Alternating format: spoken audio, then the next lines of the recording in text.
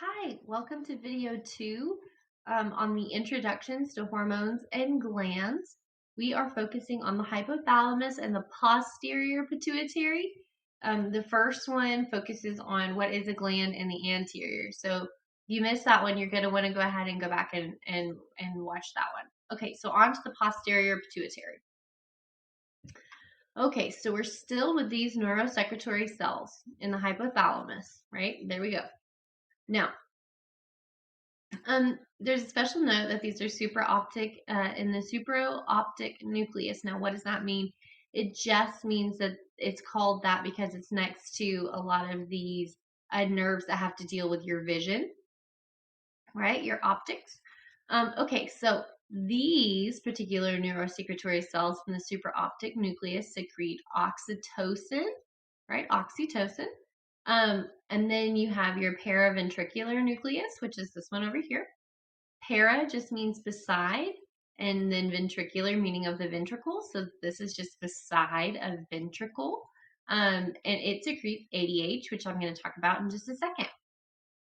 Okay, so we're sort of dealing with the same things here. Okay, so we have our hypothalamus, dun, dun, dun, and we have our secretory cells, right, that are going to secrete, and they project these axons. So, see them? And what we're talking about this time is that instead of the anterior, they're going into the posterior pituitary, where they will then store hormones here. And then those hormones that are stored can be triggered to be released into the blood. And they will leave the posterior pituitary in a separate vein. Yeah, okay, so there's not that many to talk about, so let's jump in. Okay, this is amazing. Instead of a cascade effect, no need. Are they releasing hormones in the hypothalamus? No, the posterior does not have releasing hormones. Hooray! Oh, thank goodness. Okay, so what are the pituitary hormones then? So ADH is called an antidiuretic hormone.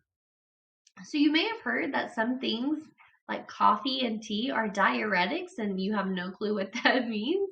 A diuretic is something that flushes out your kidneys, so basically you're going to have to pee a lot after drinking it. But it can also dehydrate you. So an anti, meaning like the opposite or against of a diuretic, would, instead of flushing out your kidneys, it would make you hold on to water. So this is going to target your kidneys, your sweat glands, your circulatory system. And that's because you need to balance how much water you're putting out. So if your body thinks that you are losing too much water than what it can afford to lose, it will send out ADH and get you to hold on to that water. All right, oxytocin or oxytocin. This is going to target the female reproductive system. I would like to make a note that it does also happen in the male reproductive system. But in this example, we are talking that it triggers uterine contractions during childbirth. Okay, so I researched a bit on oxytocin. There is a misconception that oxytocin is the love hormone, and that is not the case. There's also a misconception that humans are the only ones with oxytocin, but other animals have oxytocin-like hormones in their body. I want to say, I don't know if it's fish, but one of them has isotocin. Reptiles have one, birds have some, and octopus has some in their own way. And really, what oxytocin is a very misunderstood hormone. It does so many things. So, what can it do? Well, when it is produced, and it can be produced at various times, it is produced during childbirth. And part of that is because your uterine needs to contract, and that needs to happen during childbirth and after because your uterus has stretched out to the size of a basketball or maybe even larger. And it really needs to be about the size of your fist in a non-pregnant woman. So after you have given birth, your uterus has to shrink. Well, the only way it does that is by contracting back down. This also helps stop post-labor bleeding because there's a lot of bleeding after childbirth, regardless if you have gone through a C-section or a vaginal delivery, and it will continue for weeks. But your body has to replace that blood so that you don't go into post-labor anemia or have some other health issues. So oxytocin is known as like a bonding hormone, but it's primarily just a social hormone. So when it is released, they've studied different animals, and the interesting thing is, um, it makes you more trusting and a little kinder to those that you consider a friend or are familiar with. But it also makes you more distrustful of strangers. So it's a crazy hormone in itself. It's really one that is studied quite a bit. Um, yeah, it can make you more aggressive towards strangers. What else can it do? Oh, oxytocin was the first hormone to be sequenced. It's one of the oldest, most studied hormones, and yet it's still one of the most misunderstood.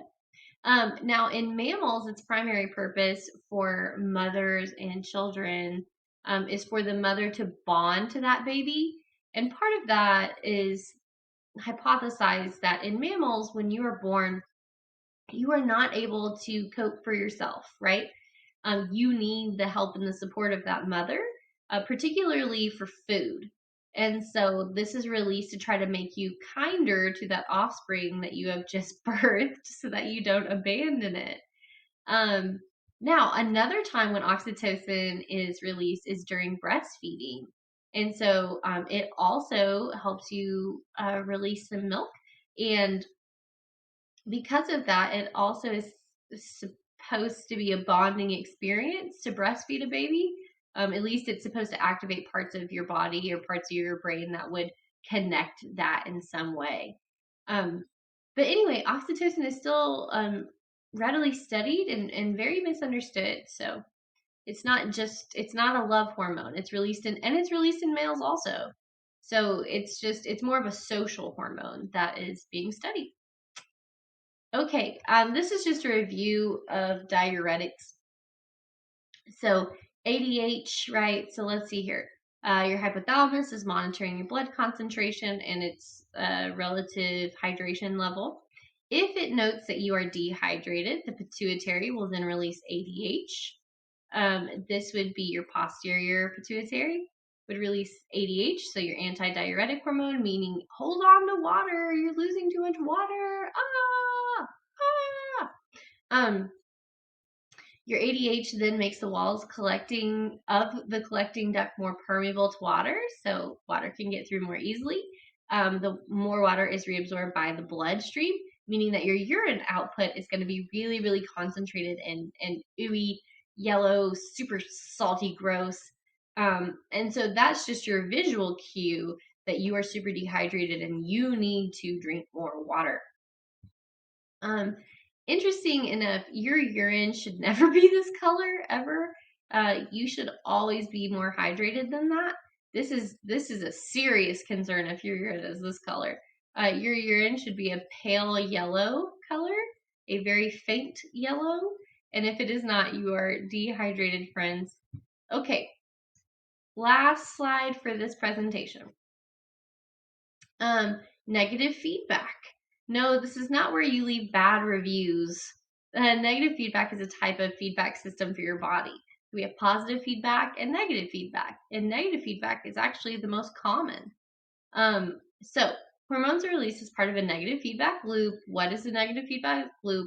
It is where the stimulus triggers a response that decreases or lessens that stimulus. So it's using that dehydration example. So chemoreceptors sense dehydration of blood. Dehydration triggers the release of ADH, that antidiuretic hormone. ADH causes the collecting ducts to absorb more water. Thus, the blood is no longer dehydrated. Another example of this is you get really, really hot. And the stimulus is that it's really stinking hot outside or you're exercising. Your body temperature then rises. as a part of that, your exocrine system is then going to make you sweat more. It's going to vasodilate. It's trying to bring all of that closer to the surface to release a lot of that heat. And that's going to bring your overall body temperature back down to normal. And that's part of a negative feedback system. So, negative, it's just like, oh, I see that your body temperature is going up here. Let's bring you back down to where you should be. Hypothermia, right? Oh, I see that your body temperature is going below where it should be. Let's shiver and try to get those muscles to have enough friction to bring you back up where you need to be. So anyway, negative is very, very helpful, and you actually will recognize negative in your day-to-day life a lot more than you think. All right, well, that's it for this one. It's been fun. Bye.